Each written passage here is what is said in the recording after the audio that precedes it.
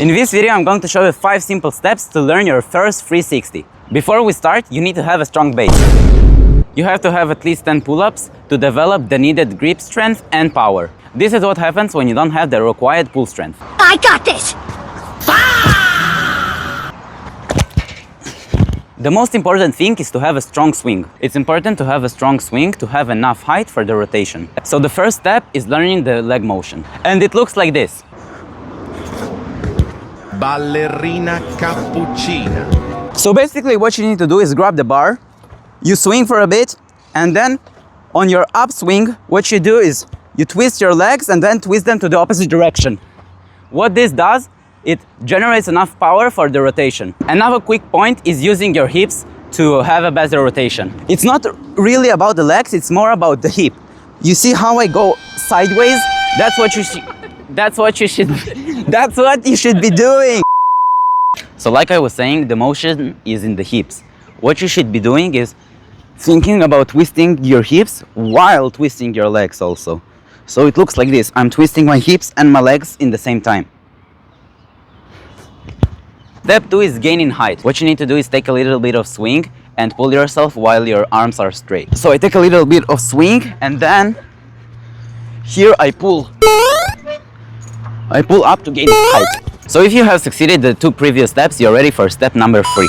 Now we are going to work about the spin progressions. So now you applied the 2 previous steps, and the first progression is the 90 degree.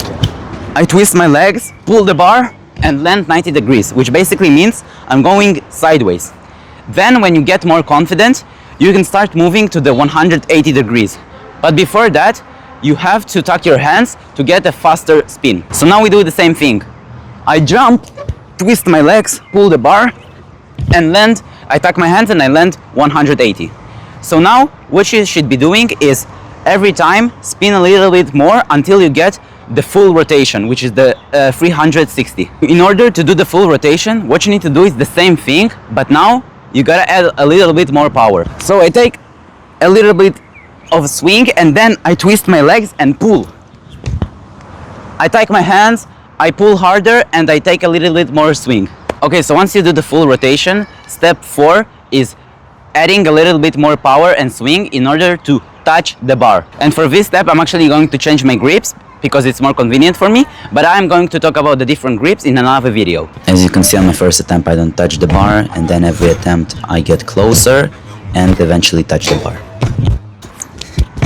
Okay, so if you touch the bar consistently, you're ready for step number 5.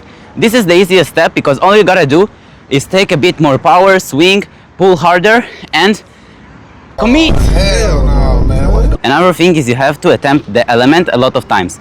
And what I mean by that is you have to know exactly when to release the bar in order to touch it and catch it at the same time. So what I would suggest is every attempt you should film yourself from the side to see what you miss. If it's a height or swing problem or even a spin problem. Once you find your problem, you should adjust it every attempt. And what I mean by that is if your problem is height, what you should be doing is every attempt you should try to get maybe more height, maybe even less height if you're too close to the bar. Maybe if you release it too early or too late, you should always adjust and every attempt try something different. Thank you for watching this video. If you're still struggling with your 360, I created a video talking about the common mistakes that people go through. Also, if you're ready to upgrade your 360, here is a video of me talking about different variations of the 360.